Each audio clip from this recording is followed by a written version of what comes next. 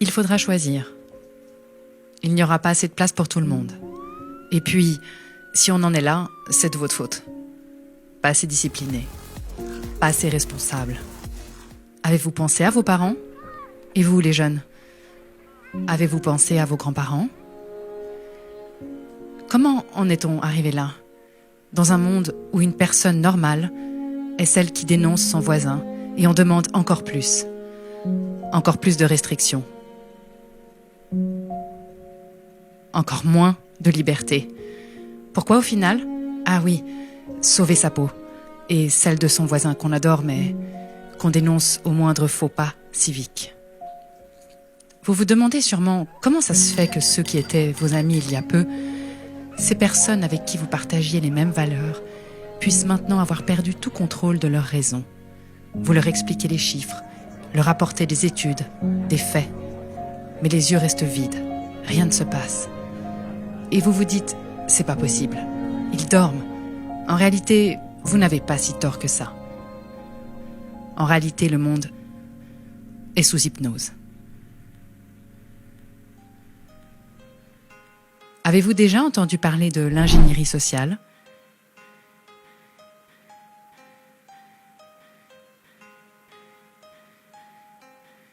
De la fabrique du consentement? Je vais aller droit au but aujourd'hui. J'ai une question pour vous. Pensez-vous que ceux qui vous dirigent souhaitent votre bien? Pensez-vous qu'il serait possible qu'ils vous connaissent mieux que vous? Avez-vous entendu parler d'Edouard Bernays, neveu du célèbre psychanalyste Sigmund Freud? Edouard Bernays, auteur du célèbre livre Propaganda, sorti en 1928, était aussi le grand-oncle d'une personne que vous connaissez bien. Il s'agit de Mark Randolph, le cofondateur et premier PDG de Netflix. Pour Edouard Bernays, une foule ne peut pas être considérée comme pensante. Elle ne réagit qu'à ses émotions.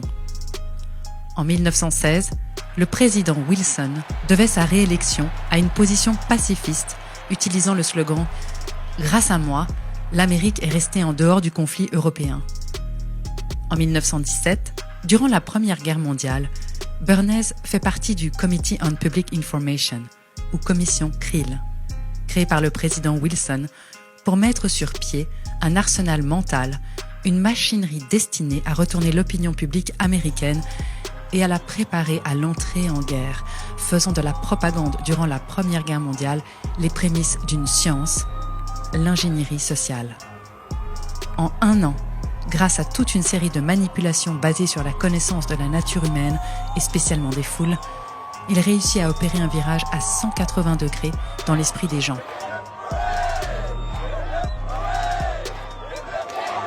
Le peuple demande maintenant la guerre.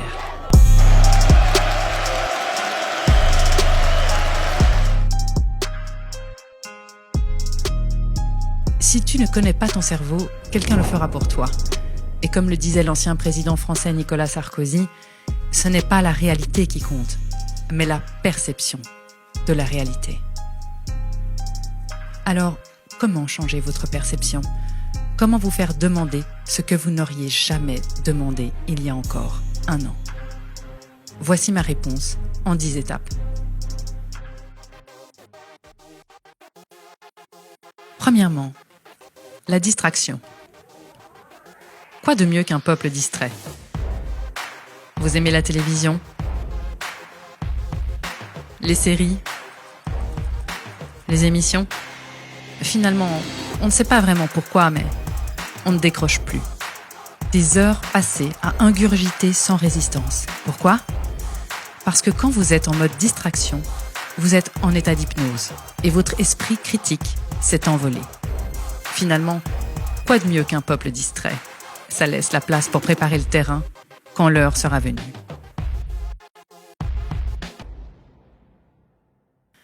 Deuxièmement, créer un problème pour mieux le résoudre. Connaissez-vous Naomi Klein? Elle a écrit La stratégie du choc. Vous voulez un exemple? Rien de plus simple. On laisse monter l'insécurité pour mieux régler le problème. On laisse les choses s'envenimer et si possible, on met un peu d'huile sur le feu. Quoi de mieux qu'un bon gros problème pour arriver ensuite comme un sauveur? Bon, c'est évidemment possible avec une crise économique.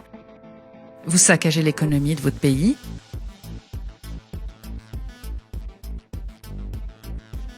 et arrivez pour résoudre les problèmes plus tard.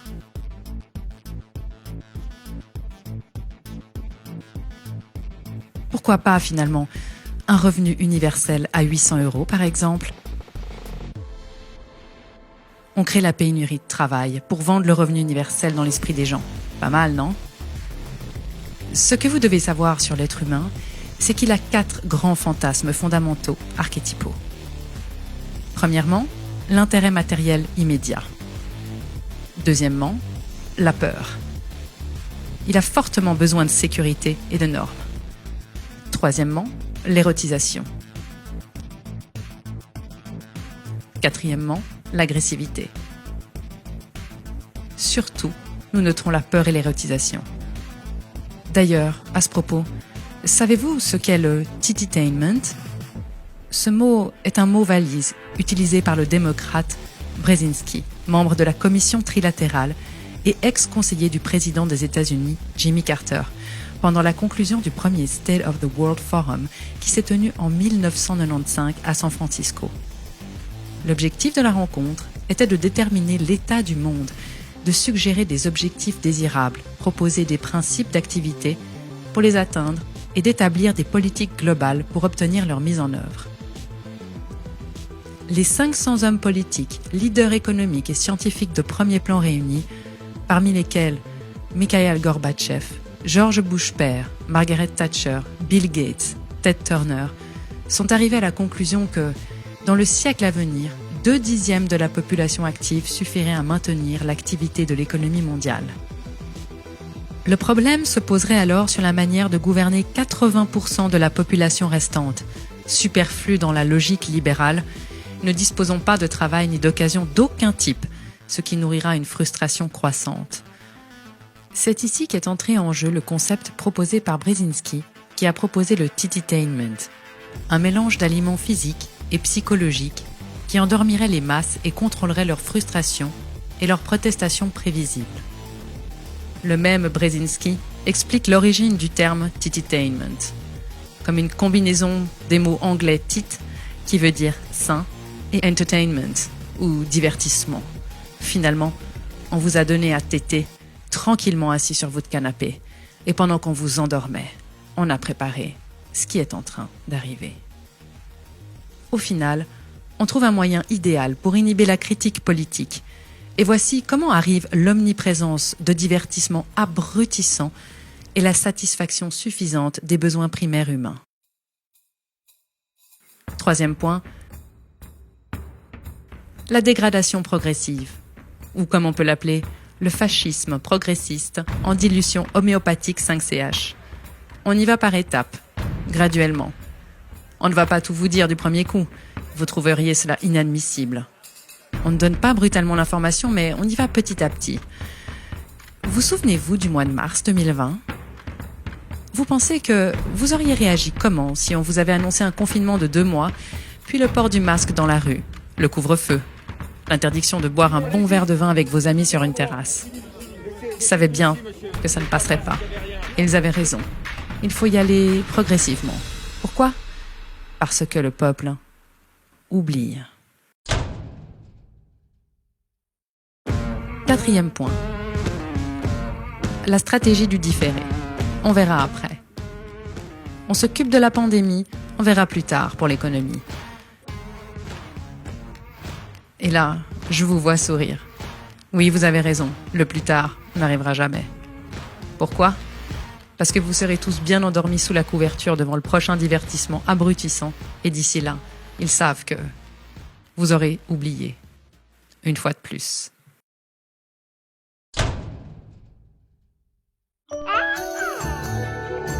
Cinquième point. S'adresser au public comme un enfant en bas âge.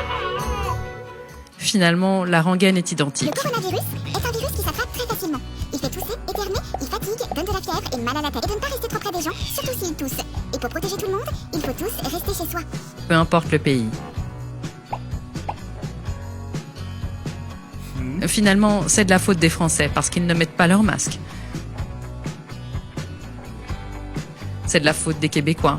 Non mais honnêtement, vous devriez avoir honte de ce que vous... Ils ne sont pas dociles et plutôt inciviques, non? Ou alors, c'est de la faute des Belges. Ils sont si égoïstes. En fait, vous avez mal agi. Alors maintenant, vous êtes punis. En fait, le monde entier est responsable, sauf, bien sûr, nos politiciens.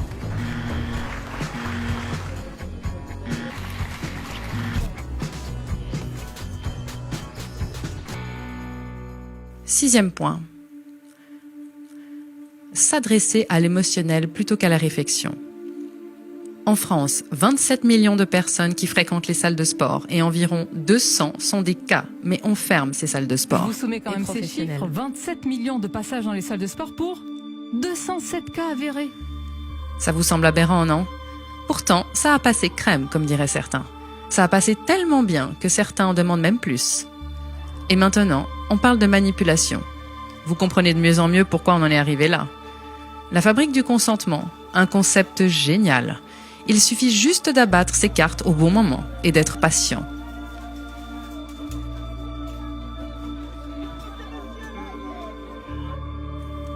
La peur première est la peur de mourir. On a tous des traumatismes en nous d'abus de pouvoir. Pensez à votre éducation, à vos moments d'injustice quand vous étiez punis. Qui n'a jamais été puni étant enfant? Il y en a parmi nous qui ont été privés de dessert, d'autres qui s'en sont moins bien sortis, avec des punitions vraiment plus violentes. Alors, on grandit physiquement, ça c'est sûr. Mais qu'en est-il de l'intérieur? Alors, quand on appuie sur les vieux traumatismes, on ajoute le sentiment de désobéissance et de punition. On devient docile. Tu ne t'es pas lavé les mains, tu n'auras pas de dessert. Tu as mal fait tes devoirs, tu es puni. Maintenant, on a grandi. Alors on nous dit qu'on met mal notre masque, qu'on est un égoïste et qu'on va se faire punir par une amende, sans compter les regards foudroyants des autres qui ont la même blessure que nous. Finalement, quand on y réfléchit, on brade notre liberté pour 135 €. Septième point. Encourager le peuple à se maintenir dans la bêtise et l'ignorance. En se spécialisant, on ne relie pas les choses les unes aux autres. Chacun est devenu excellent dans son domaine, mais n'a pas d'analyse pluridisciplinaire générale. À force de connaître tout sur rien, on finit par connaître rien sur tout. Plutôt pratique, non? Demandez à un ami ce qu'il pense de sa vie actuelle. Il vous répondra sûrement « Je ne sais pas, je ne suis pas médecin ». Alors, on éteint petit à petit l'esprit critique. Le besoin de donner du sens et d'oser questionner et remettre en perspective.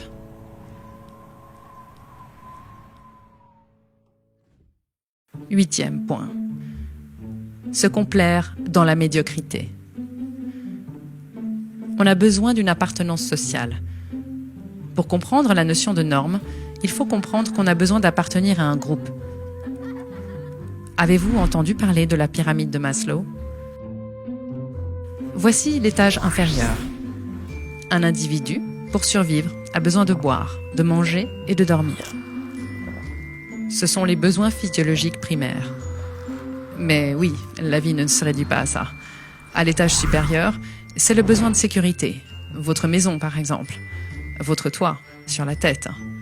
Ensuite, le besoin d'appartenance à un groupe. Le besoin d'avoir une estime de soi.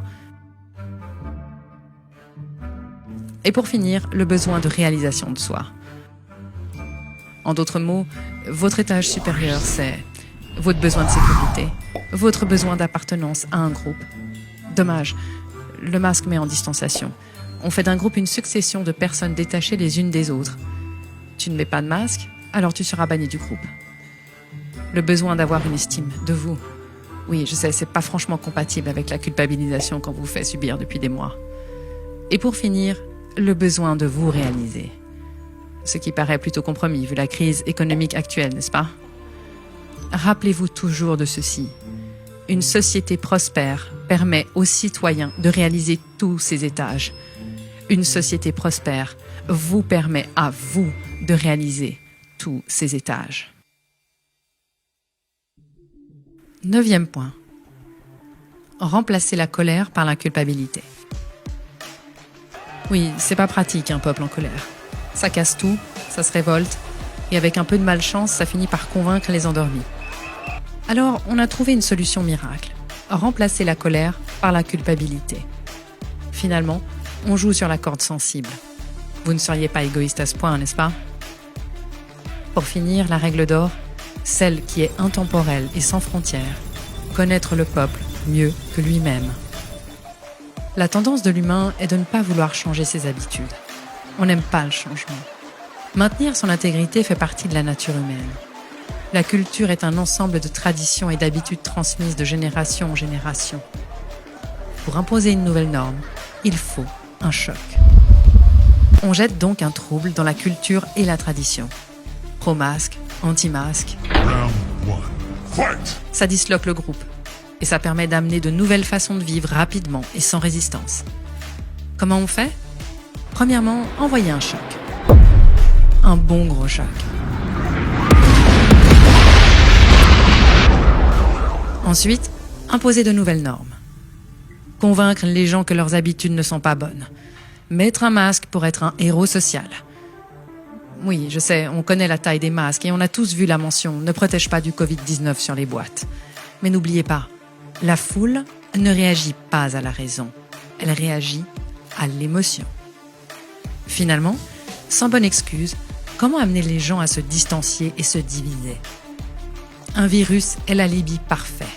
On ne le voit pas et il permet de justifier une mesure aberrante pour le contrôle social. Oui, vous pouvez voir l'horizon se profiler maintenant. Nous sommes en dictature sanitaire. Mais d'ici peu, vous pourrez enlever le mot « sanitaire ». Comme le disait bien Edward Bernays, gouverner de façon invisible et convaincre le bien fondé des mesures que la population n'aurait jamais acceptées si tout allait bien. On crée un problème pour le résoudre en y amenant la solution qui nous arrange. Alors, souvenez-vous toujours de cela. La réalité ne compte pas. Ce qui compte, c'est la perception de la réalité.